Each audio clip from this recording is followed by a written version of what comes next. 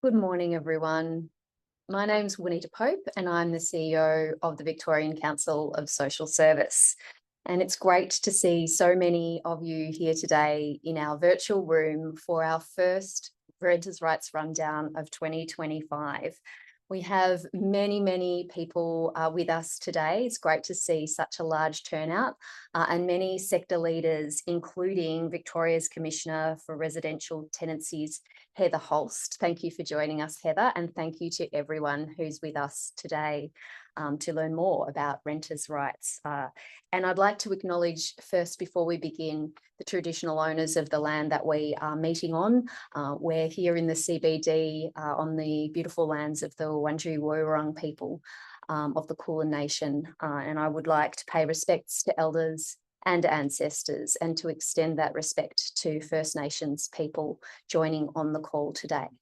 This is an important time for First Nations communities in Victoria, with treaty negotiations currently underway, and we recognise the immense contribution of First Nations communities to that process, and also acknowledge the great work of our Aboriginal community-controlled organisations who are members and supporters of VCOSS too.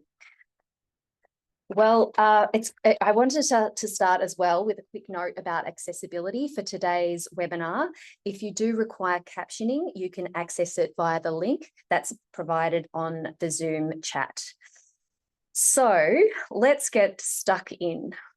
This week marks the 4th anniversary of Victoria's fairer, safer renting reforms. More than 130 changes were made to the Residential Tenancies Act back in 2021. That was a lot to take in, and that is why VCOSS runs these annual refreshers on the 2021 Residential Tenancies Act changes, because we know that community sector workers play a really important part in helping renters to understand and assert their rights. Today's session is intended to help you to do this important work. We have subject matter experts with us here today who will provide an overview of the key protections that are currently available to renters under Victorian laws, and to answer your questions about those laws, and so that you can help renters in your service delivery and practice.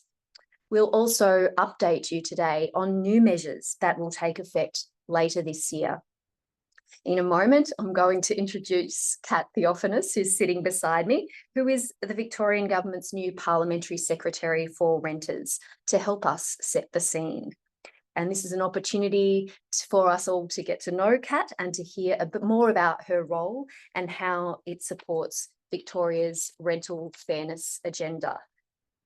After my discussion with Kat today, we'll hand over to Deb Fuster, who is the Director of Policy and Advocacy here at VCOSS, and Ben Cording, the lead community education lawyer at Tenants Victoria.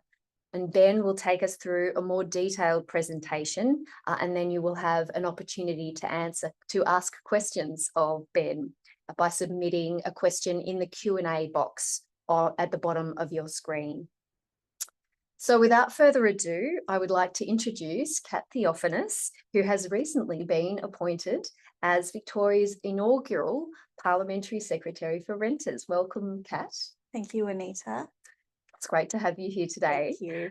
Before we go into the detail of the government's rental reform agenda and your role, for those who haven't had an opportunity to meet you before in this new role, who is Kat Theophanous? Can you tell us a little bit about yourself? Of course. Thank you, Anita. And hello to everyone who is on the line. I too would like to acknowledge the Wurundjeri Woi-wurrung people of the Kulin Nation, the land on which we're gathered right now. I'm Kat. I'm the state member for Northcote. I was elected in 2018, and I'm also, as you said, the Parliamentary Secretary for Renters, as well as the Parliamentary Secretary for Women's Health. I'm a mum. I've got 2 young girls. I live in the inner north, always have. And I know that our community has a great many renters in it. And one of the things that I've been doing over the 6 years that I've been elected is to push for stronger protections for them. Where I got my sort of career beginnings was I studied philosophy and went and got into media. I was working at SBS and then transitioned from media into politics. I worked as an advisor for the former Minister for Women and Prevention of Family Violence, Fiona Richardson. And working for Fiona, it was at the time that we established the Royal Commission into Victoria's into family violence in Victoria, and all of the reforms that subsequently came out of that. So a big body of work, but very, very excited to be here and to be talking renters' rights with you, Juanita. Thank you, Kat. And as you mentioned, as we mentioned earlier, we've never had a Parliamentary Secretary for Renters before. So can you talk a little bit more about the role of the Parliamentary Secretary, and what is the significance of the Premier establishing a dedicated position that's focused on renters? Yeah, of course. Well, I mean, our government is absolutely committed to making renting easier and more affordable and fairer for renters in Victoria. And I guess the establishment of the role reflects the seriousness with which the government takes that challenge on. We know that cost of living is really putting pressure on families and on Victorians, and buying a home seems really out of reach for a great many people. And so renting is a critical part of our housing mix. It represents a third of housing options in Victoria. So a third of Victorians rent their homes, and in some areas that proportion is even higher. And Northcote, that I represent, is one of those areas where the figure is more like 40%. And I've had countless conversations with renters in my own community about the challenges that they face in trying to find a safe and secure home. And I hear about power imbalances that they feel between themselves and their rental providers. I hear about rental inspections where dozens of people are turning up, and it's really hard to just even get into the rental market, find a suitable place to live in an area that you want to live. Some of the awful circumstances that people live in, where they're living in homes that are not meeting the minimum standards, might be mold riddled, might be really difficult to live in day to day without proper heating and cooling, or families having to uproot their lives and their children's lives to go somewhere else because they can't meet a rental increase that's been imposed, or they've been asked to move out for no particular reason. And then drawn out VCAT processes where over bond disputes, over all sorts of disputes, where it takes time and energy and funds, and that, most of all, I suppose, that sense of disempowerment and that sense of genuine fear in a system that for the longest time has not given them the dignity and the security that they deserve. Our homes should be a sanctuary. They shouldn't be a stress. They should be a place where we come back to recoup, to find peace and harmony, not a place that brings us to our knees in stress and awful circumstances. So we need to do better for people, and the government recognises that, and that's exactly why we've made it a focus. That's exactly why the 2021 reforms were put in place, and I was very happy to support those in the Parliament back then, and why we've since then worked to progress even more reforms over the last couple of years. Thank you, Kat. And I think some of those stories that you've highlighted there would be very much similar to the sorts of stories that frontline community service workers hear and deal with on a daily basis. So there are lots of moving parts in this rental fairness landscape. Later in the forum today, Tenants Victoria will run through the 2021 reforms to the Residential Tenancies Act, some of those major pieces that changed back then. And more recently, we've also had the Housing Statement Reform Bill pass Parliament a fortnight ago. And there's a raft of other changes and reforms coming down the line. Kat, what are the key pieces of work, and how will these changes make the rental market safer and fairer for renters? And what outcomes are you and the government driving towards? Good, really good question, Juanita. And yes, there is a lot going on. Really happy that Ben is going to be coming online a little bit later to give you a rundown and a refresher of the 2021 reforms. They really marked a key step forward in our mission to make renting fairer for Victorians. And this latest bill, the Housing Statement Bill that we passed a couple of weeks ago, builds on those reforms. And I was really proud to speak on that bill in the Parliament a few weeks back about embedding more security and more fairness into the system. But some of the key changes that were embedded into that bill and that take effect in November this year, the majority of them are taking effect in November, things that the sector has been calling for a very long time. And I do acknowledge the work that the sector has done in elevating those voices of tenants. So things like repealing the no reason notice to vacate and banning no fault evictions, a really key step in making things fairer. Banning rental bidding, so there's a level playing field when you're looking for a place, and that's banning it on both sides of the fence. So we had already banned the soliciting of bids. Now we are also banning the acceptance of a rental bid beyond what the rent is being advertised for. We're also increasing the notice period to vacate from 60 days to 90 days, just to give everybody more breathing room there. When things do have to change, you want that notice. We're banning the extra fees that some of the tech platforms charge when paying your rent. People should just be able to pay their rent, not be charged extra on top. We're standardizing rental applications so that there's no invasive questions, and we're also embedding more data protection for renters. A key thing now that we've entered a new world of data collection, we need to make sure that we're keeping that safe and disposing of it responsibly. We're also mandating training and licensing for real estate agents and owners corporations and property managers, another important one.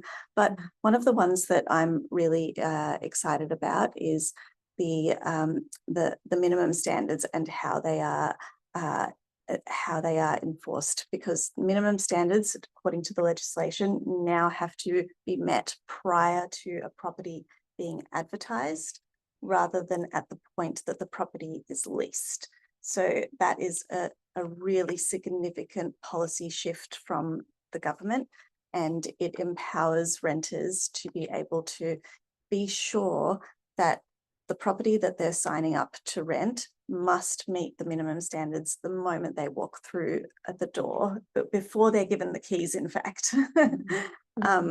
So that's really key. And we're also recognizing that the time and energy and expense that it takes to assert your rights as a renter can be a real deterrent to fairness and fairness of process. And it can feel like an impossible task when you're struggling just to have housing security, just to have a roof over your head.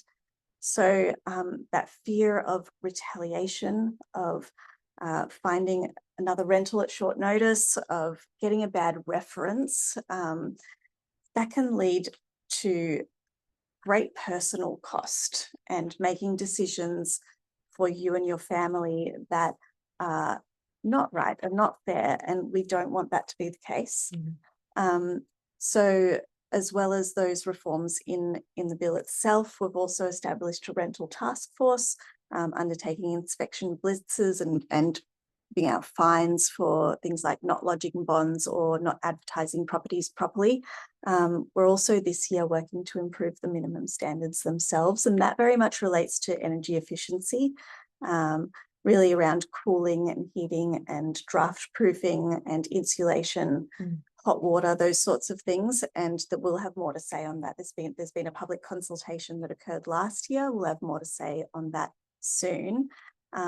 Global bond scheme is coming soon, and we're launching Dispute Resolution Victoria, Rental Dispute Resolution Victoria, another key avenue to make things fairer, make the process fairer when things do occur that create conflict. There's also later in the year more legislation coming. I know there's a lot. There's more legislation coming, including mandating evidence requirements for bond claims and capping lease break fees. So that'll be another tranche of legislation, and yes, we'll be consulting far and wide on that one. But yes, lots going on, Juanita. Yeah, thank you. That is a lot, and some great improvements in that list. And I know many of those items are things that our members have been talking about for a long time. So it's great to see some action and some movement on those reforms. Of that rather large list, are there specific things that the minister has tasked you to lead as Parliamentary Secretary for Renters? Yes, so as Parliamentary Secretary for Renters, I'm working really closely with the Minister for Consumer Affairs, and that's Nick VCOSS, and he's very interested and passionate about this area as well. I'll be working specifically to look at the implementation of the reforms that we've put in place, including Rental Dispute Resolution Victoria, which we hope to stand up in the middle of this year. That's a really critical service to provide an avenue that is not as legalistic as VCAT, and this is not a matter of set up and walk away. We need to make sure that that service is working properly after it's set up, and so part of my role will be looking at the implementation and how that is going. And generally, when we establish services like this, there's always going to be some teething issues. There's always going to be ways that we can refine a service like this. So really looking to engage with our sector stakeholders and our tenant advocates and renters themselves, as well as rental providers, to see how that is working in practice after we set it up in the middle of the year.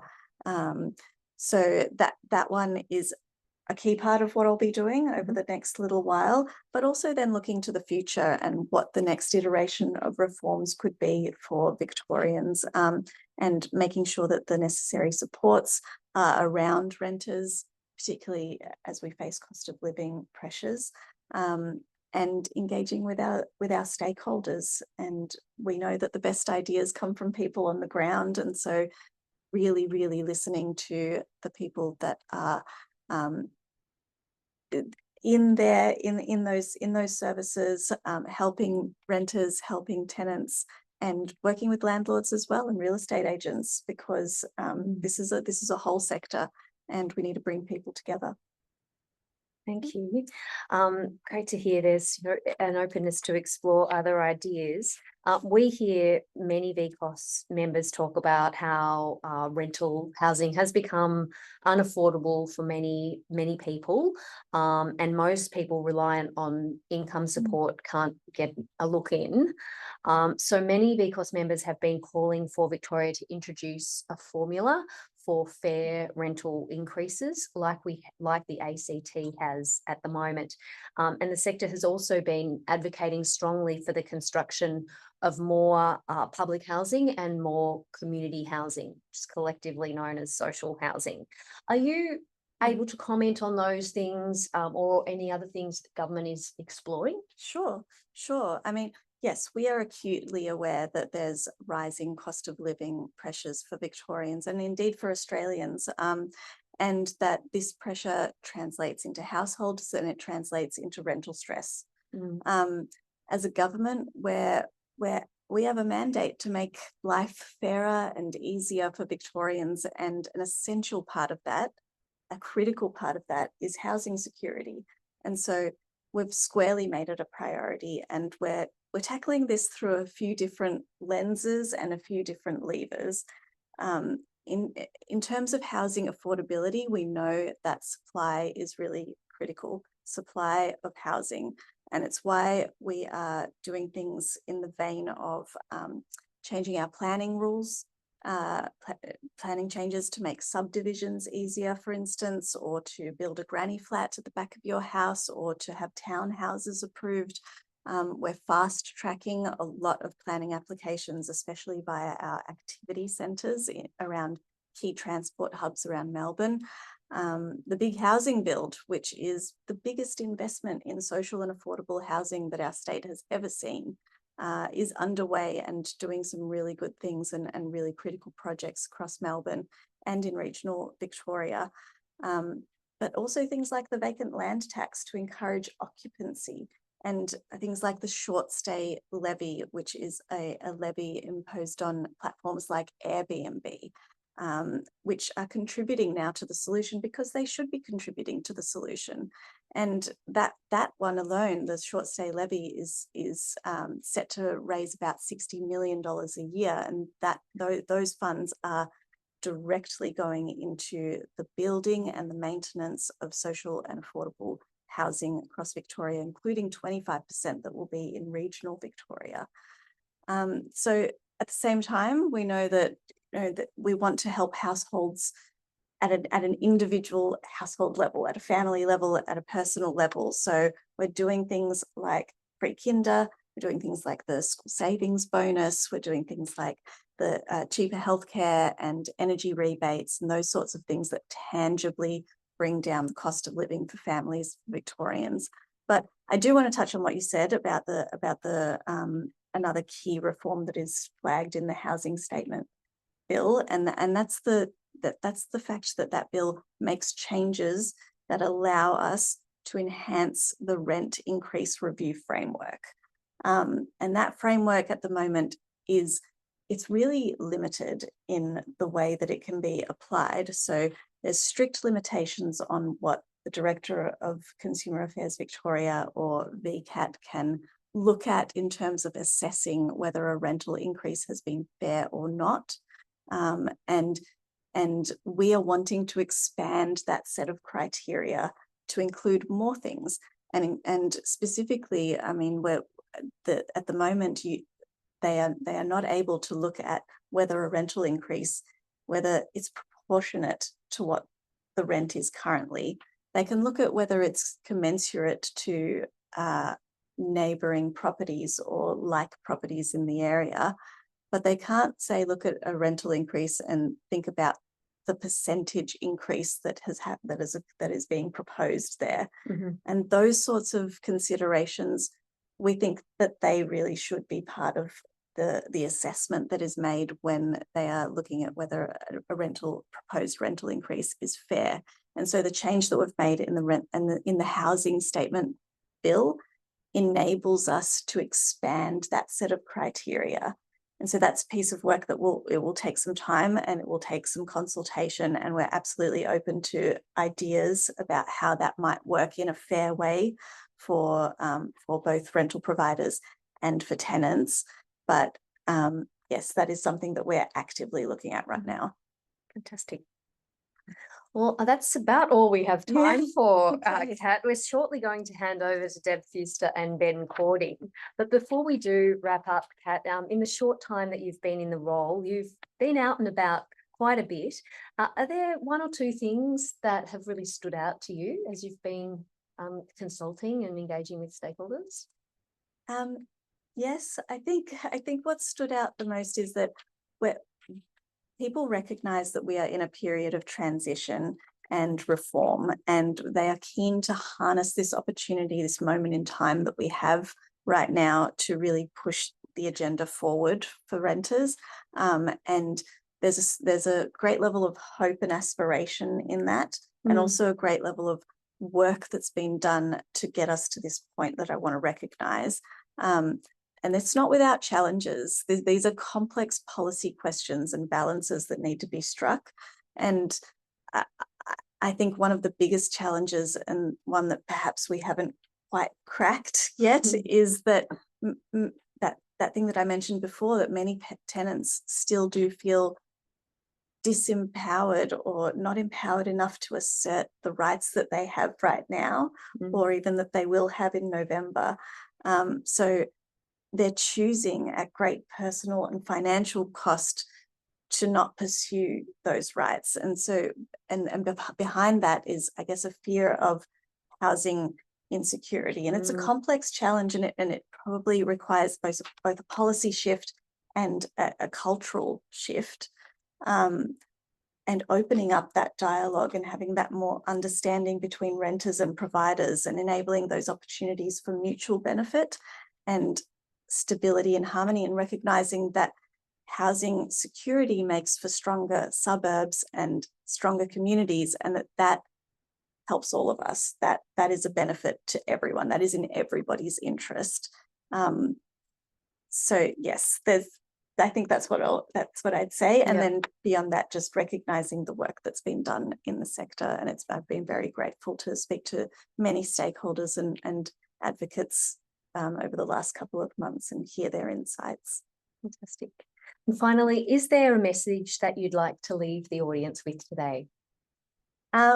Just watch this space, I suppose, and there are changes coming, and I want to thank you, Juanita, and VCOSS, as well as Tenants Victoria, and all of the stakeholders and people on the line right now who are working with some of our most vulnerable members of the community who face really challenging circumstances. And we are hoping as a government to give you the levers and the policy settings that enable you to help those people better, and getting the word out around exactly what's changing.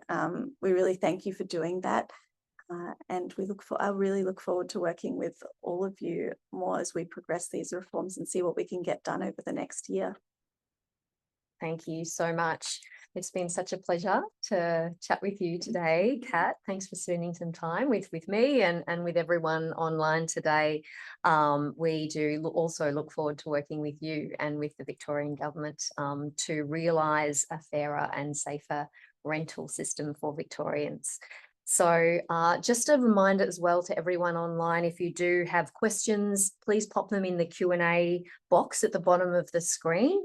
And I'm now going to hand over to my colleague Deb Fuster and also to Ben Cording to facilitate the next portion of this morning. Myself and Kat are going to leave now, and we're going to you're going to perhaps just bear with us while we make this smooth transition out of our seats, and you'll be back with Ben and Deb shortly. Thank you.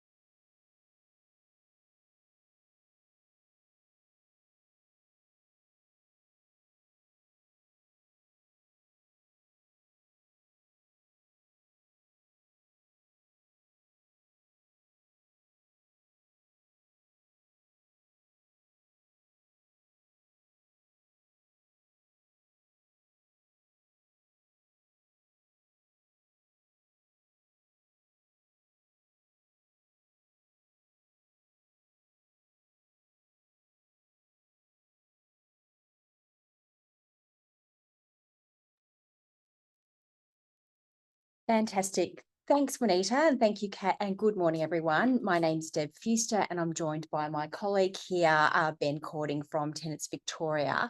Like Juanita, I would also like to acknowledge that I'm on the sovereign lands of the Wurundjeri people and pay respects to elders and ancestors and any Aboriginal colleagues on the call today. I'm going to hand over to Ben in a moment, who is an absolute walking encyclopedia on Victoria's rental laws. Ben will present for about 30 minutes and then we'll open up for audience questions. Please start putting your questions into the Q&A box on the bottom of your screen as soon as they come to mind. And just a note to please ensure that your questions don't identify a specific case or client. I do want to note, I understand some questions came in through for Kat in the Q&A box a little earlier. Apologies that we weren't able to get to those. We will ensure that perhaps if they're relevant, they're things that Ben, not relevant, but if they're things that Ben can answer, we'll put those to Ben. If they're very specific questions to Kat as Parliamentary Secretary for Renters, we'll be able to liaise with Kat and her office, and we'll make sure that we follow up those questions and then circulate the responses to any questions that you have. So my apologies if you did have some specific questions for Kat that we didn't get to. It's always a bit of a challenge running these things in real time in terms of audience online and VCOSS and guest presenters in the VCOSS office here. So my apologies, and we'll follow up on that.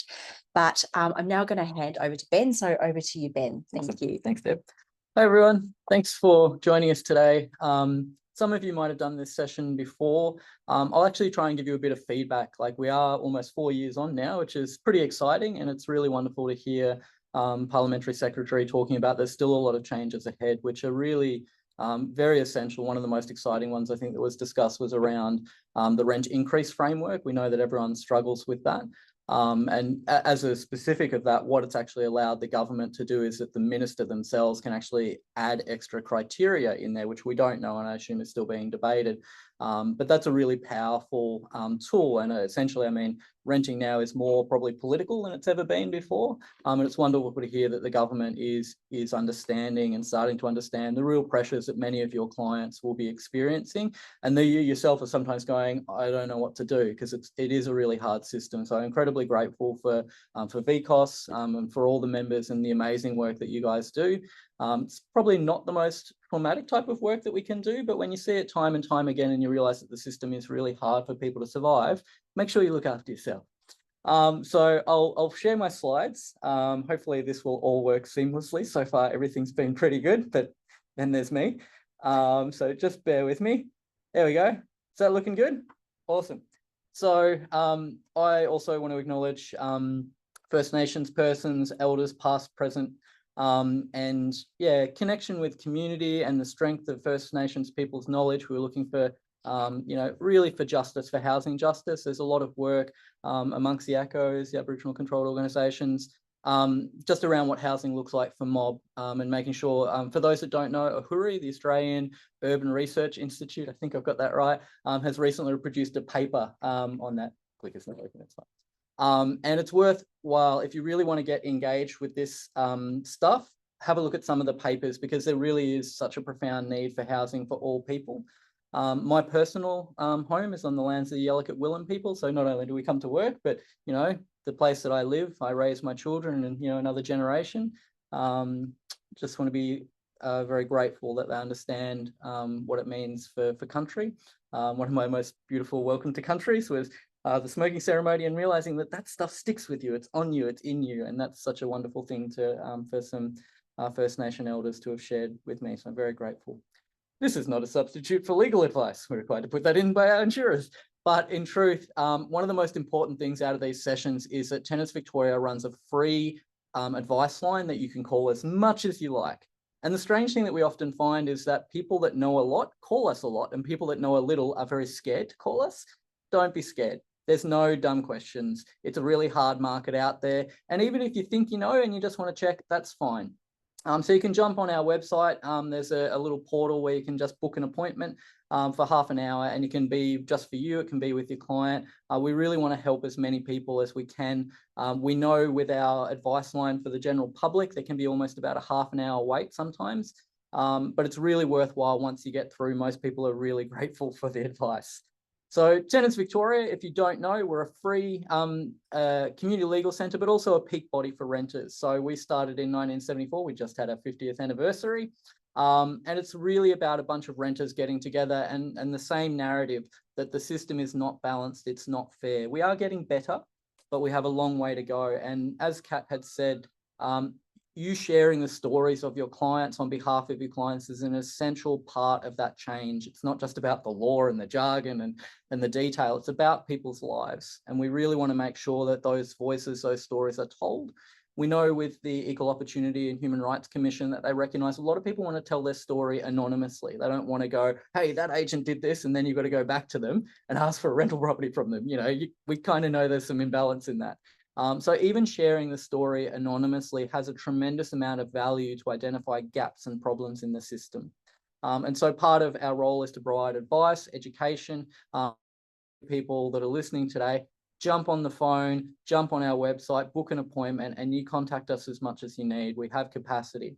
At the end of the presentation, there's also a link. We now have financial counsellors as well. We've got about 5 financial counsellors, and it doesn't be the renting issue. As long as they're eligible, the financial counsellors are available. It's completely standalone option. So if you're interested in that, that's going to be helpful for your client in terms of budgets, in terms of just how to manage money better, because financial literacy is tricky. Like I'm not good with that stuff. You know, when you got a payment plan, if I change power companies, then I got to pay the whole debt back. I didn't know that. So there's amazing things that they can really help out. It can make a big difference. So we're going to cover relatively quickly just some of the changes that have happened in the last 4 years, some practical tips for renters, and then what you can do about finding help. So as Kat said, one of the biggest changes for Victoria is that they got rid of this thing called a no reason notice to vacate, which is where the landlord could says, I don't have to explain to you why I'm kicking you out. You just got to go. You know, it's like a 4 months. They got rid of that. But there was still at the end of the initial fixed term notice. And that meant that at the end of your first 12-month agreement, they can say, here, 90 days out, we want you to go. And I don't really have to explain it. Now, you could challenge it as being retaliatory. Like you say, hey, fix my oven. And they go, nah, here's your notice. You go, well, clearly you're kicking me out because I wanted to fix the oven. Recognizing that this idea of moving people on without any explanation, it's really not fair, where you've got a third of your population doing it. So the government, as has been said, is getting rid of that. The implementation we expect will be November. There may be some earlier implementation, but we'll see. And then some of the real estate agent regulations about the agent representative. So that's where in a real estate agent, you have the person that holds the certificate for the realty, and then they actually have like the property managers, and they don't necessarily have to have the same qualifications. And so you can have a really bad property manager, and they go, I'm getting in trouble here. I'll just go to another agency. Whereas now there's a bit more personal accountability for the representatives, which is, I think many of you will agree, possibly overdue. So very grateful for that. We also saw that a lot of the notices to vacate, like when it's sale, the landlord wants to move in, there's what we call documentary evidence requirements. So rather than just saying, oh, my sister's auntie's cousin's going to move in, and it's very hard for the renter to challenge that until they get to VCAT, which is the Victorian Civil and Administrative Tribunal. They actually have to give like a statutory declaration saying, my son who normally lives with me, who's financially dependent on me, that's a person that's going to move in. And they have to give that with the notice. So there's a lot more requirements. Same with sales, you know, you have to have an engaged sale. They can't just abuse the process, make up a reason, and then the renter goes, oh, geez, I guess I have to go. So we're actually seeing a lot more renters feeling confident or feeling like there's a bit more of an evidence base for, to know what they can do. And most importantly, in all of the processes where the landlord's wanting to evict the renter, there's what's called a reasonable and proportionate test. So for a lot of your clients that don't like the term antisocial behaviour, but get themselves into trouble around that sort of stuff, danger notices, there's now a ground where they can say, yes, we've established that you engaged in this conduct that wasn't great, but actually, is it reasonable and proportionate that you should lose your home for it? So there are certain crimes that I can commit, like I might smoke some pot or something like that. And yes, there's a consequence, but I'm not going to lose my home. And I think for a long time where the market had a lot more vacancy, you'd be like, oh, you just have to find another home. We know that's not the truth anymore. We know that if you're getting evicted and you're really struggling to get into that market, you could be living in your car for a very long time. You could be living in a tent for a very long time. So, you know, it's such an important change that we are seeing working. It's certainly not a panacea. It doesn't protect everyone. Everyone needs a home. And so that's really the big question in the renting space with that sort of conduct is how do we make sure that everyone in the neighbourhood is safe, but everyone has a home? It's a really tricky balance. So, you know, we have seen that there's been a lot more responses in recognising people's choice in terms of mental health, where they're not travelling well, they might not go on their medication and go, VCAT can't go, hey, you've got to go on your medication. They don't have the power to do that. But if the client recognises that actually, and they've talked to their support services, you know, therapeutic service, and going, look, you know, this is what I observe when things are going well for you. This is where you're at now. What do you want to do? So there's a bit of brokerage there. There's a bit of negotiation, and we want to make sure that people are making the choice that's best for them. And that's something that everyone is okay with. For those that don't know, when people go to VCAT, you can ask for something under the Open Courts Act, which allows you to anonymise the decision. So if I suffer from really chronic anxiety and depression, and I don't want everyone to know that, but I want to go through VCAT, you can actually ask the tribunal or the court to protect that information, so it's not, you know, on record for everyone to see. So there are some things that can be quite helpful. We also saw that there's a new notice called the threat and intimidation notice. And this was a really important one, I think, for a lot of community housing providers where they were managing some clients with really complex needs. And again, there's a bit of a balance there, and that's really targeted. We have what's called a danger notice, which is where someone's, threatening or intimidating a neighbour of occupying place. But this is really in relation to the workers, the staff, or the contractors. And it may actually not even be events that are on the property, which sometimes can be a little bit more complicated. So yeah, it's a new notice. We've seen lots of threat and intimidation notices come across the board. But fortunately, over the last 4 years, we've seen the tribunal sort of look at it and going, there's got to be a real serious malice and intent that they're going to carry through with this threat. So if you've got a client that's like, no, F you, had enough of you, that's probably not going to get evicted. But we have had some cases where it's a bit of F you plus getting in their face and going, I'm going to get you, I'm going to, that sort of stuff, you're running a bit more of a risk. So if you do have clients that are getting themselves into trouble like that, contact us. There's also another option for the tribunal, so the VCAT, to go, well, look, we're satisfied that, yeah, you've been engaging in some bad conduct. What we're going to do instead is we're going to put you on what's called a compliance order. And what that says is you're not going to get evicted, but if you do these things again, or if you do these particular things, then you might get another notice to vacate. So it's really kind of giving people that extra chance, which is really important, I think has been relatively successful in a bit of negotiation. There are some technical issues that still need to be resolved. Pets, as you can see, I don't think I've seen many notices to vacate for people having pets. You can actually only get this notice to vacate if VCAT says you absolutely can't have the animal and you still keep the animal. So there's a bit of work there. Direct discrimination is one of the grounds that you can challenge certain no-fault notices, so if the landlord's selling or moving in, that type of stuff. We haven't seen lots of discrimination, but there's been a really heavy integration of the Equal Opportunity Act around modifications, which has been really important for people living with disability. So there's a number of frameworks there that are making it easier for people to go through this process and actually come out and keep their home. So just as a summary that's on the screen there, the notice to vacate is the first document that the landlord has to give. So a landlord can never turn up and just change the locks and go, you're out of here. Never happens. It's illegal under Section 91P. So if you run into those issues, like we do see people try and just lock people out, give us a call. They can go straight to VCAT and seek what's called a restraining order. And that essentially says you got to put them back in. You haven't done it. And it's quite a serious offence that you can report to the regulator, who is Consumer Affairs Victoria. So if my landlord locks me out, I can go into VCAT and say, get me back in. And I can also dob them into Consumer Affairs Victoria. Now, with the notice to vacate, they'll have a little bit on this called a termination date, and it'll say you have to be out by the 1st of March or 1st of June, whenever it is. The renter doesn't have to leave by that date. A lot of people in the community still don't know that. And the form says it, but it's probably not as overt as you'd like. And so if the renter continues to stay there, they pay their rent as normal, it forces the rental provider to go to VCAT and say, I want the property back. And VCAT will go through all of those considerations about, was it given to them the right way? So by hand, registered post, email, if your client has accepted. So really important. I suck at my personal emails. I hate looking at them. So if your client's really not good with their emails, or they don't have data on their phone, or whatever the issue is, maybe you can withdraw your consent. So if you sign the contract and say, yep, I'll get it via email, you can actually say, nah, I don't want to get it via email anymore. And you do that, ironically, in writing. And ironically, you could do it by email. But that's the point. So just make sure that they're attentive to the evidence and how they get it. And then the landlord's got to make sure they give them the right amount of time. They go through a reasonable proportionate test. And really, VCAT has a choice. Yes, you get your possession order. If that happens, the renter can usually ask for more time, usually up to an extra 30 days if they can show some hardship. If the tribunal says, look, you didn't give it to them the right way, you haven't proved the grounds, you didn't give them enough time, or it's not reasonable and proportionate, then the tribunal will say the application goes away, try again later, landlord, possibly for a different reason, and then everything goes on as normal. And that's kind of the eviction framework in a nutshell. For rent arrears, which is unfortunately one of the dominant things that we see in the community, where renters are desperately trying, like some people are even going without food, which is just really heartbreaking in Australia.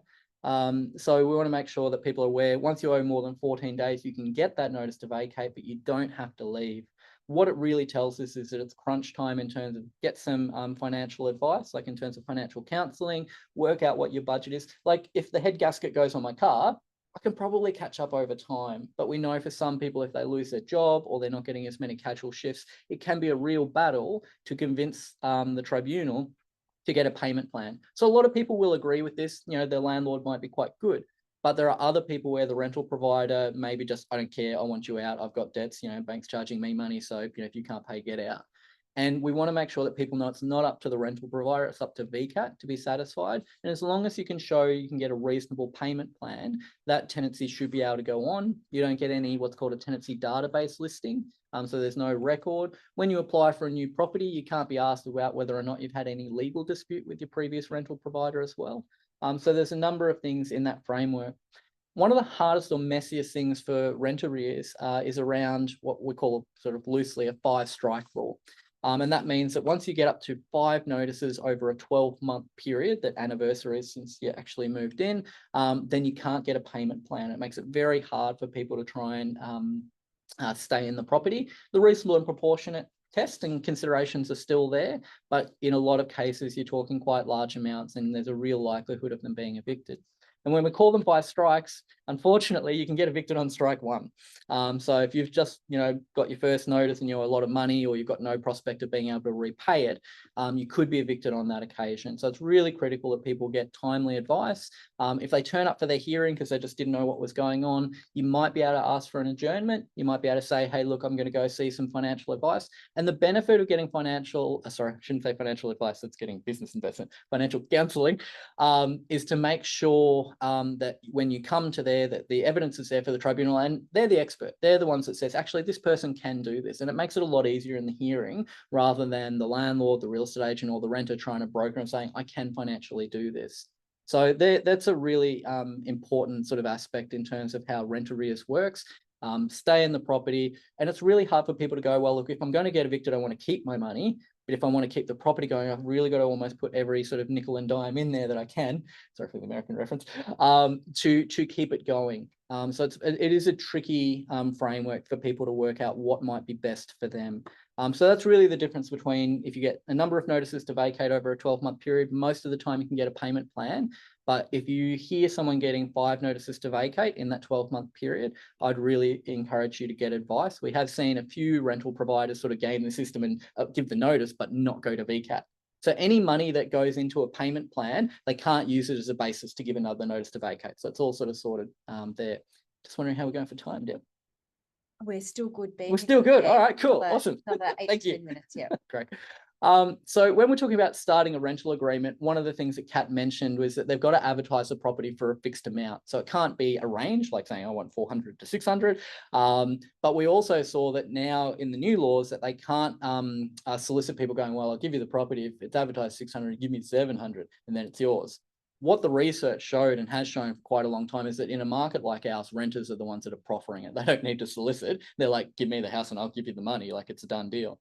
And so what the new changes that are likely to come in November will actually do is to essentially say, that's the advertised price, then that's what they've got to take. What we need to watch out for is that they put the ad up, then they find the person, then they quickly put another ad up and then pull it. So we'll have to make sure that there's a bit of oversight to make sure that works properly.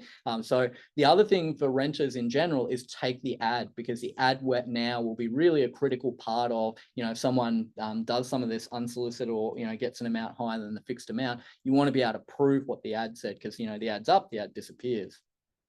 We know with the 2021 announcements, they also introduced a whole raft of disclosure requirements, which I personally love. Whether or not the house has had mold in it in the last 3 years, it's been reported. Is there asbestos? Has there been a homicide in there? Has the place been used as a drug lab? Doesn't use the phrase drug lab exactly. But the idea that if you move into a house and there's been residue left from drug manufacturing, that's really quite bad for you, carcinogenic. I'm not a chemistry expert, but really important thing for everyone's health. They also need to disclose if there's any building permits. So you move in, you're going to be studying, you know, first time you got your life together and you're in school, and then you go in next door, it's like, you got jackhammers. So they need to tell you about that sort of stuff. Now, if they don't disclose, it may be misleading conduct. There's also been the introduction of misleading advertising or conduct inducing someone to enter into the contract. And you can either get compensation or potentially, if you pick it up early, you might be able to get out of the agreement. So there's not a lot of decisions on that, which I find a little bit surprising. But yeah, it's definitely something that's more embedded specifically in the Residential Tenancy Act. So keep the ad. If your client feels like they've been misled about the property, sometimes, you know, it's like, oh, this apartment, but it's actually the same apartment, but down the other end, and there might be something that's a little bit different, that sort of stuff.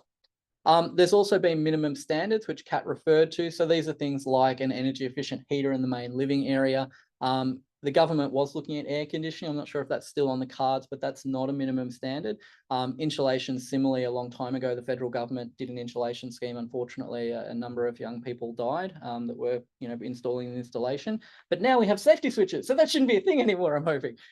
So the safety switches are also massive. The government's done announcements around the cord blinds. Tragically, lots of little kids have got caught up in those cord blinds and not survived. So the government is responding, and we're seeing that a lot. Unfortunately, you know, there are tragedies sometimes behind these change, but same as heat, like we recognize that heat has a massive impact on the community. There are a lot of people, elderly, you know, immunocompromised or otherwise, that will really be responsive to heat, and we want to make sure that our houses are, one of the standards is weatherproof. So rain coming through the roof, we all know is weatherproof, but is it weatherproof if the heat's coming in? You know, you've got a young infant, you know, in a 50-degree room. Is that, you know, an issue?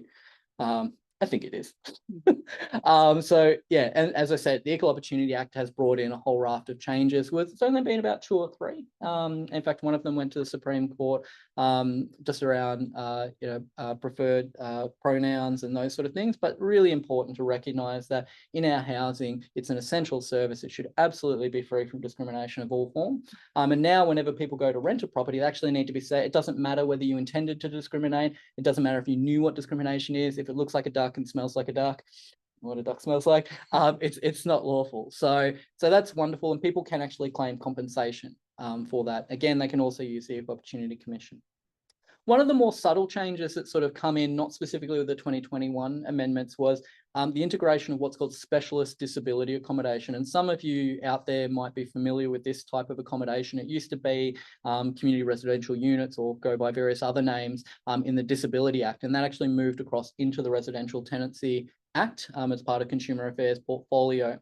And in that framework, people with a disability that were eligible for the specialist disability accommodation could be provided a normal tenancy agreement or an SDA agreement. And unfortunately, in my personal opinion, it's really a little bit flawed in that it's up to the industry to choose what they offer. And I think that under the Part 12A, which is the specialist disability accommodation, you have much better protection. So if you have a major incident as a result of behaviour, they look and saying, well, what does your behaviour management plan say? What are your supports, meant to be around you? And if they're not there, well, should you get evicted for that? Probably not. Whereas in Part 2, there's not a lot, which is the normal renting agreements, there's not a lot of that consideration. So we really want to make sure that that's supported as an industry. Villa Manta is a wonderful legal service, as is mental health community legal service. If you've got clients in that space, we can also listen to them as well. And I also, just in that framework, they've changed the definition of who is eligible for a specialist disability accommodation. So people that get funding from DFFH, Veteran Affairs, so it's not actually just purely NDIS. And I think that's part of trying to grow the industry a bit. So the need is there, but we want to make sure that the people in those accommodations are not exploited, because we also do get reports of people having, $40,000 NDIS packages completely milked. And then, the person says, oh, you were just my guest living here and we rented, and now we're ending our agreement. The person's in a house that they potentially can't afford or are going to get evicted. So really do listen out for people in those sort of situations. During the rental agreement as well, we know that the landlord's the one that has to make sure the property's in good repair. It doesn't matter how old, whether your rent's cheap or not. If it's there, it's got to be working and good order, and you can't make the renter be responsible for it. So that's really clear. Pets has been a wonderful celebration for many people in the community, where renters can now say, landlord, I want to get a pet.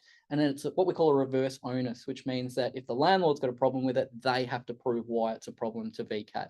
And in fact, most of the cases have been successful. We've had relatively few complaints outside of, the normal, what my children would do of rubbing stuff on the walls. It's just home. And for a lot of people, particularly we know the cost of loneliness is massive. Having a pet, awesome. So yeah, I'm very grateful for the government for getting that one through. So same thing with disability framework. There's been a really big recognition of modifications in the home. If someone refuses to make reasonable modifications, the regulator can actually give you a 14-day notice, regardless of whether you're on a fixed term contract, which is super good. But also about energy efficiency. So I don't know about everyone else's power bill, but oh my God, it's crazy. To see that Origin thing the other day, big fun. Anyway, so we really want to make sure there's accountability for the energy efficiencies of homes, that they do meet the minimum standards, but also renters can do things like, making curtains or putting film on the windows, just anything that can really help out with thermal comfort and efficiency, but also around family violence and safety. So CCTV cameras, there's a whole bunch of things now. So what was previously VCOSS is now called VCOSS. So VCOSS was Victims of Crime Assistance Tribunal, VCOSS is Financial Assistance Scheme, and it's really targeted at early intervention so that people can get financial supports to relieve the effects of, in the case of VCOSS, violence. So being family violence, such an important issue. So gas and electrical checks have to be done every 2 years, which is also super awesome to make sure homes are safe. If they replace an appliance, it has to be energy efficient. So you can't sort of have something and just, pull it out of the shed and bang it in and it's like, oh, look at my power bill now. And photographs for when they're going to do a sales campaign as well. So really important again for victim survivors of family violence, that they can see those photos, they can have inspections by appointments. And then rent increases for most agreements can only be done once every 12 months. So that's a bit of a win. When the property is going to be sold, the landlord, unless they tell them at the beginning of the property, they need to say, hey, here's the thing saying we're going to sell the property. And when they do an open inspection for sale, the renter gets $30 or half a day's rent every time they come through. Could be more, but better than nothing. So it's good. It's a start. So when we come to ending the agreement, if the landlord says, I want to sell the property, and they give you that notice of intention to sell, you can also say, you know what, I'm not up for putting up with open inspections for the next 7 months because you're asking too much. They can give a 14-day notice to say, hey, I want to leave. So there's definitely some framework there that's really helpful. If we turn now to bonds, so the bond is money I pay, if there's damage, cleaning, rent arrears, that sort of stuff on the books. Renters can now apply directly to the Residential Tenancy Bond Authority. So when I give my keys back, I can go straight to the RTBA and say, hey, I want my bond back. It starts a 14-day clock running. And then if the landlord wants any of that bond amount, they have to apply to VCAT. Now, the really good news is if the government has announced that they're going to get rid of frivolous, vexatious, or just ill-conceived applications, what it means is that the landlord's going to have 2 weeks to put together a proper claim and not just make up and go, oh gee, there's a spot on the wall and that over there and there's dust on the windowsill. That'll be your bond, thanks. We're hoping that that's going to be a thing of the past, because it's haunted us for 30, 40 years about just very frivolous claims that don't have a proper basis, and then the renter's stuck without a bond. Complementing that similarly is the portable bond scheme, which Kat had mentioned. And so the portable bond scheme is that currently you really need 2 bonds. You need one bond over here that's possibly caught up in this tenancy, and then you're going to need another bond to actually get into the other tenancy. And the idea behind that is that possibly there'll be some carriage, whether it's a government or somehow, you just need one bond. And that any difference you lose out of it can be made up, or there'll be an arrangement. And that's a huge relief for a lot of people. If you've not heard of the Rental Bond Loan Assist program, a lot of people are eligible and are not aware. That's where the government can give you a bond, but it does make it tricky because you usually need to tell them before you sign the agreement. And some landlords go, oh, you're getting a bond loan, maybe I don't want to rent to you. So there's still some tweaks that we need to work out a little bit in the system. If the rental provider knows that there's going to, if the renter knows it's going to be a bit of a bun fight over, a mark on the carpet or some issue, then the renter can apply directly to the tribunal, the Victorian Civil Administrative Tribunal, and it's free. So it's presumed to be your money. It's up to the landlord. So it's up to the landlord to prove their claim and any entitlement over that bond. And we know a lot of people just get worn down over the argy-bargy going back and forth. And again, we might see that rental dispute resolution service will intervene and help people sort of work out where there's a legitimate claim and hopefully settle things a little bit quicker. So there's plenty of things there. If you don't know, our family violence kit is on our website, and this is absolutely essential. If you have someone that's even not on the agreement and they want to put the agreement in their name, or if they are on the agreement and there's someone using family violence that's also in the agreement, you can get a hearing within 3 days. There's a family violence support worker at VCAT, Joe, absolutely lovely, shout out to Joe, and other staff. There's also a Koori liaison team, which is really, really important for First Nations people in terms of engaging that system to make sure that they're feeling supported and that they're going to be heard. So both of those services I could not recommend enough. And there's also some actually culturally sensitive forums as well, where there's an acknowledgement of the sovereignty of First Nations people. So the Family Violence Kit is really a go-to. I'd print it out in all of your offices and share. We know that a lot of people, when they experience family violence, just want to shoot through, fair enough. But where you're going into transitional housing or other accommodation that's not very stable, we are actually seeing possibly more people wanting to stay. The challenge for a lot of family violence victim survivors is that they may not be able to afford the property on their own. Interestingly, and I'd be interested in the views of anyone listening, we are seeing more victim survivors buddying up with other people and just going, well, I'll get rid of this person that's causing family violence. They're excluded. And you don't need an intervention order for family violence. You can just allege it, but it's a pretty good idea to have one. And you can actually bring someone else onto the agreement to make it viable, to say, well, yep, they're out, but here's my friend, and together we actually can keep this tenancy going. So it's a little bit messy, but there's a special form that victim survivors for any of the family violence applications can make, changing locks. It might be in relation to modifications to the home. So there's a whole raft of things really encourage you. There's still gaps, and we really want to hear about those gaps in the family violence space. But absolutely, if you haven't seen that kit before, jump in. Weird thing, some people will come to you and say, I've been told I've got to go to the magistrate court if I'm renting. What? It's a real thing. It actually comes from the Constitution. So if you do hear about that, it is a legitimate thing. There shouldn't be any additional cost in the process. So even if they get lawyers, parties bear their own costs of who they've chosen to engage. But yeah, you probably really want to get advice, because they can be a little bit messier in terms of understanding the process. So that's known as an interstate jurisdiction. So it applies not to the territories, doesn't apply overseas. It also doesn't apply for community housing or corporate entities. So it's only really where you've got a private entity, private person that lives in another state in Victoria. Rent increases, they've got to give it you in the right form. It's once every 12 months, and you have to be given at least 60 days. Now, here's the important thing still. There is no cap on the amount that your rent can go up currently. There is no cap unless the government prescribes one. But currently, if you don't take any action and it's a valid notice, it will be effective, so your rent will jump up. What you can do is at the end of the form, it says, do you want to challenge that increase? And you should say, yes, I do. You send it off to Consumer Affairs, and they will provide a report to say whether or not they think that the amount they're asking is excessive. And that's a market-based test, so it doesn't give any regard to the amount that the renter has as income or any hardship it might impose. Strangely enough, in 1958 or legislation prior to that, it did recognise the hardship on renters, and somewhere we lost that, which maybe we'll get it back. Maybe, I'm hoping. We'll see.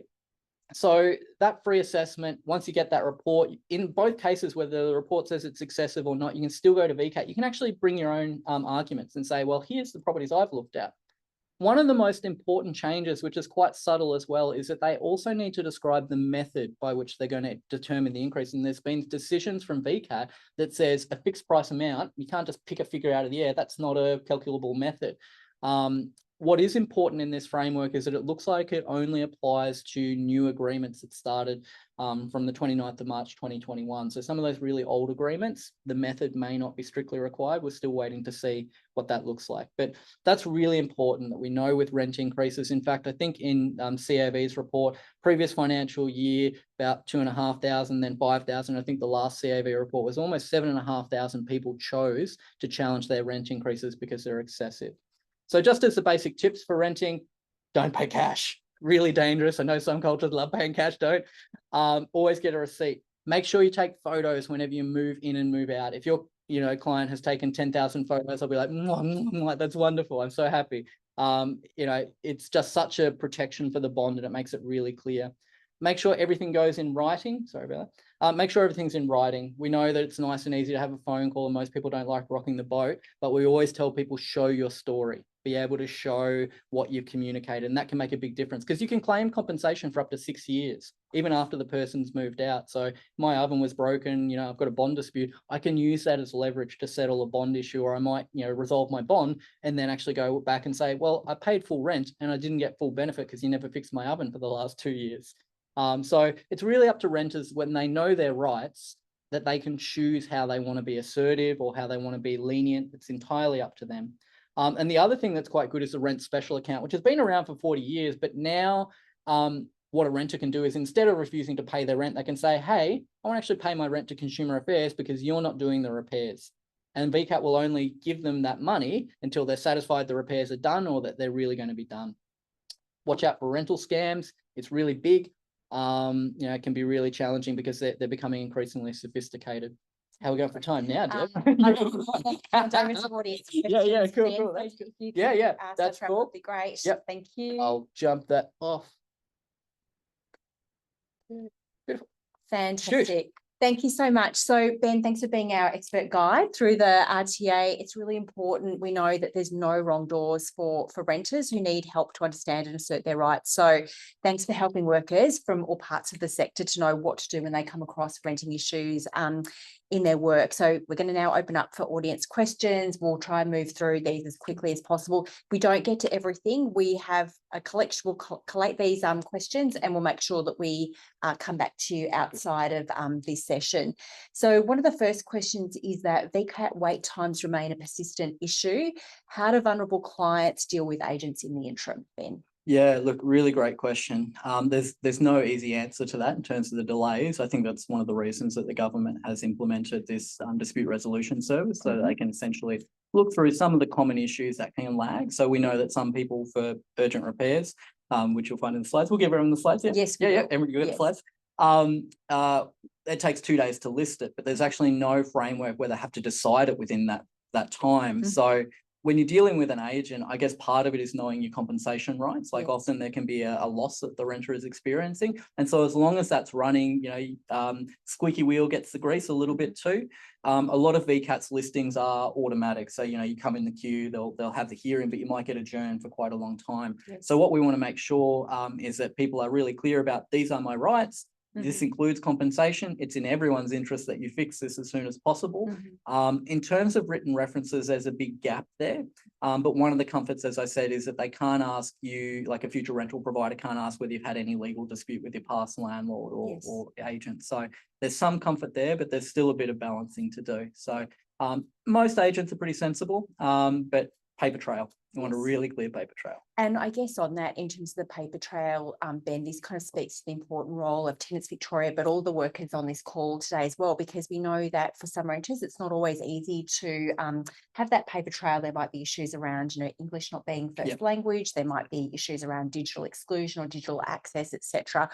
Time poverty is also a very real thing as well for many people accessing support from the community sector. So that important role of community sector workers in helping renters where they need that help to have that paper trail is really kind of crucial. Use your phone. Just document everything you can, photos and again, the time poor thing.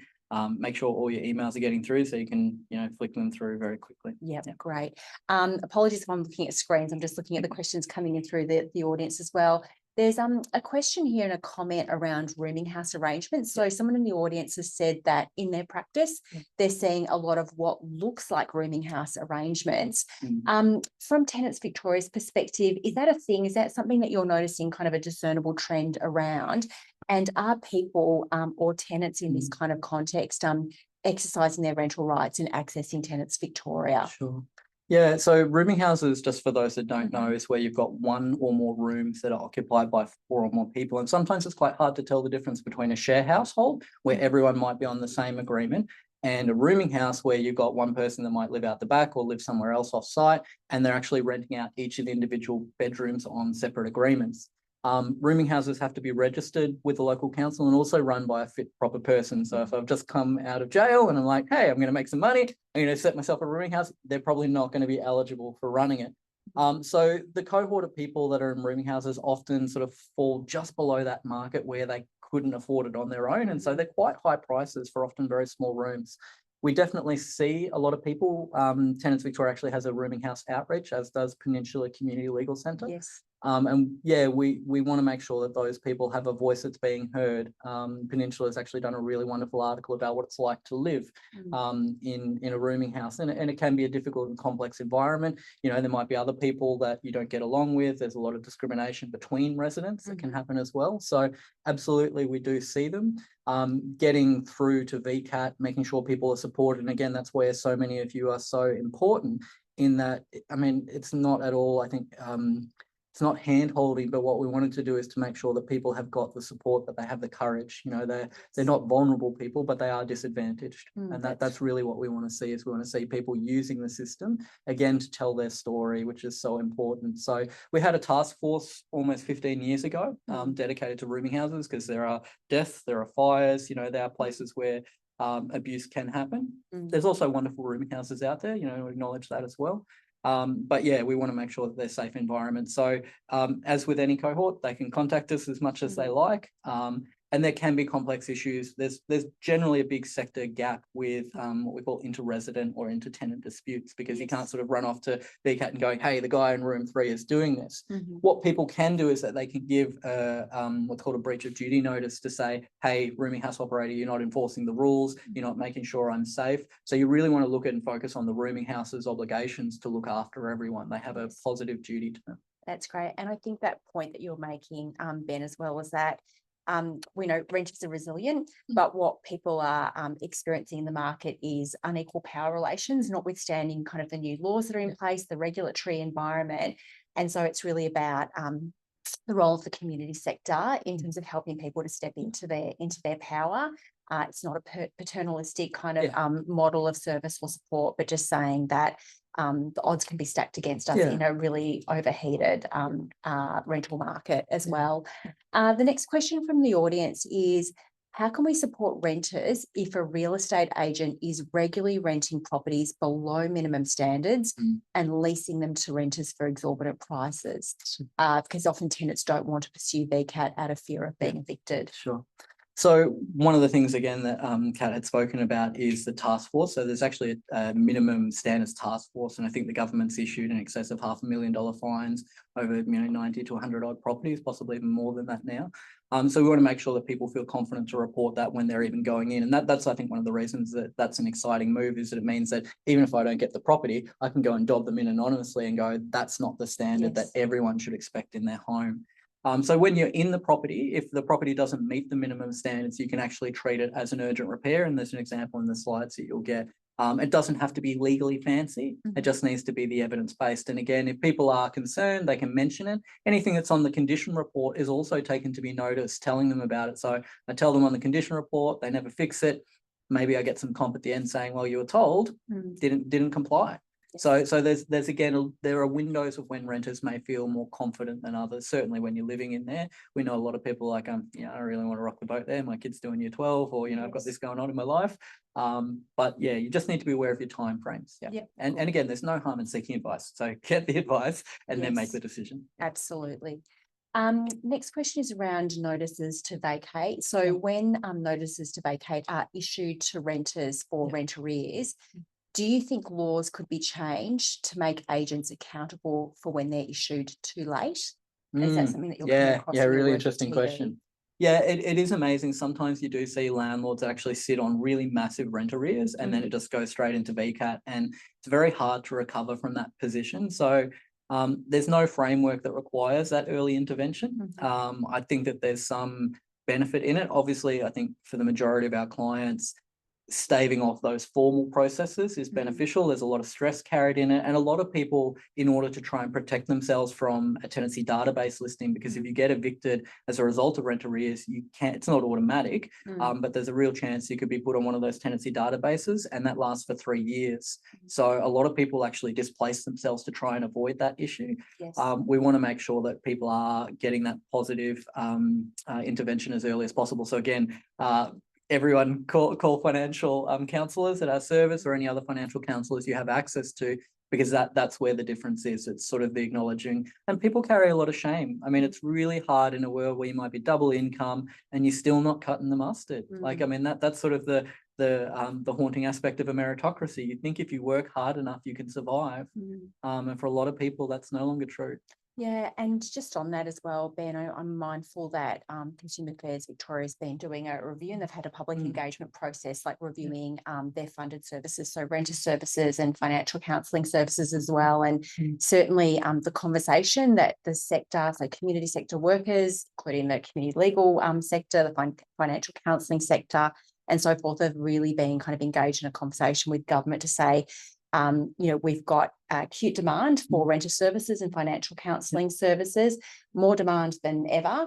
The acuity of that demand, the complexity of need is growing all the time against this kind of cost of living crisis, residual issues around kind of, power imbalances in the market, etc.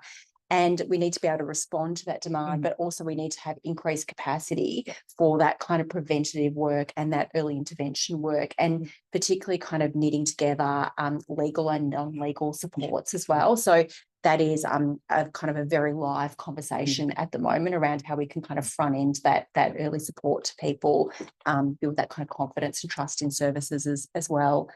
The next question, again, lots of questions this morning about VCAT. We know that VCAT orders are legally binding, but VCAT itself does not enforce the orders. Can you explain what that means, please, Ben? Sure. Yeah. So if I have an order that comes out, it might say the landlord owes me, $2,000 for a number of repair issues at the end of the agreement. There are two qualities of orders. Some are monetary, which means, someone's getting some money. Yes. And others of them may be non-monetary. So it might be you have to give that person the keys. So often we go and get restraining orders and we're like, hey, you shouldn't do this. And they go and do it. And you're like, well, what do I do now? There's a number of options. Under Section 480, it's an offence for a rental provider or a party not to comply with the agreement. You can, for the monetary orders, you can register them with the Magistrates Court, and they once it's registered, interest runs on it about 10% per year. It moves a little bit up and down based on the Penalty Interest Act. You can, for the non-monetary orders, like give me the keys, you can actually go one of two options. You can go contempt of court, which is like the court said or the tribunal said you should do it and you didn't. So that can carry quite a significant penalty. And that's usually heard by a county court or Supreme Court justice in VCAT. And then they refer it off for prosecution. Or you can actually register it with the Supreme Court and it becomes an order of Supreme Court. And once it's been served and they've said, hey, this is an order from the Supreme Court effectively now, the justice can send out a warrant for arrest and say, explain why you're not complying. So most people do the right thing, but those extra steps can be pretty confronting and confusing. They're not done often. Your regulator talking to CAV is probably a good start, but they're not exclusive options, a lot of them. Yeah. And as you said, like this is, quite complex. There's these escalation kind of pathways, but recognising that, many of the people that we're supporting renters as well, can be quite fearful or mystified about kind of these legal processes, etc. So again, really kind of giving a plug for the services that Ben mentioned at the outset in terms of Tenants Victoria. The community legal sector more broadly is here to be a source of advice and expertise for you. We're not saying that renters should be expected to negotiate this or know about this and negotiate this on their own, unless, of course, they want to. But this sector is here to provide that support. We are actually seeing a lot of self-representing people getting into the Supreme Court of actually just going, it wasn't fair. And, if there's an agent on one side and rental, the justices go, yep, you're just private parties, no costs. We're just trying to fix the issue. So the Supreme Court, I think, has actually been more helpful, but absolutely, it's really daunting. We get scared of it. So of course clients are going to be pretty nervous about it. But again, there's no harm in getting the advice. Exactly. So call through, what's your story? And I think as well, just to kind of, mention that, as we mentioned at the outset of this, one of the current kind of commitments of the Victorian government is to establish this new dispute resolution body, Rental Dispute Resolution Victoria, for simple matters. So it's not for everything. It's not for family violence matters. Well, we don't know the details yet. So it's, I think, something where the government will have a bit of a sway. As Kat said, there are always going to be teething problems with these sort of things. What we want to make sure is that there's good accountability with what happens in that space, because a lot of that is like a mediation. It's all quite confidential. Yes. And so when people come out with the agreements, we want to make sure that they're enforced, that they're genuine, and it's really clear what happens if people don't honour their agreements. Like, what are the options from that point? So we're still waiting on a lot of the details, and I think it's exciting for the majority. Like, we don't have a housing ombudsman per se, but this idea of going, all right, I don't want to rock the boat, but I do want to fix the issue. Let's make it as, as accessible and as informal as possible. So people just go, I'm just going to get them to fix my oven. It's not a big deal. It becomes a new normal. And I guess as well on that kind of transparency piece and driving towards systemic change. So it's, we're hoping, and the sector's kind of really pushing for a really great model and appropriate matters to be kind of heard there. And then VCAT's got its role to kind of play as well. But I think from, our perspective, one of the things that the sector has been saying to government in terms of the design, the detailed design of this, is that we want to ensure that we've got like, we're looking at these kind of individual cases, we're discerning kind of trends, we're reporting on like systemic kind of issues, and then we're able to kind of then go, okay, so what do we learn from this? Yeah. What might be another kind of set of legislative or regulatory reforms required? What does it look in terms of like a systemic kind of community legal education kind of piece, a campaign to renters about their rights, etc. So it's really important that we are always having that systemic lens on this work as well. So lots of kind of influencing for the sector to be doing, and renters themselves as well in this space.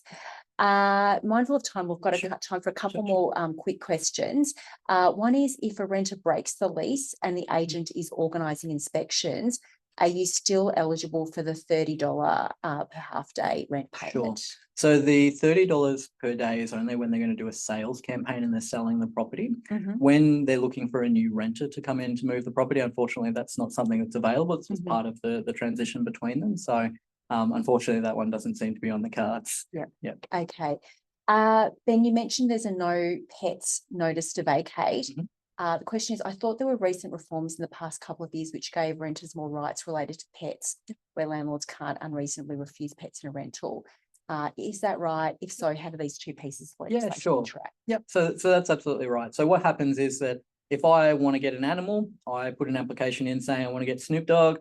Snoop Dogg's like, might be a greyhound. I live in an apartment. The landlord goes, you can have a greyhound in an apartment, but actually greyhounds, if you know them, they run once and then they're just on the couch.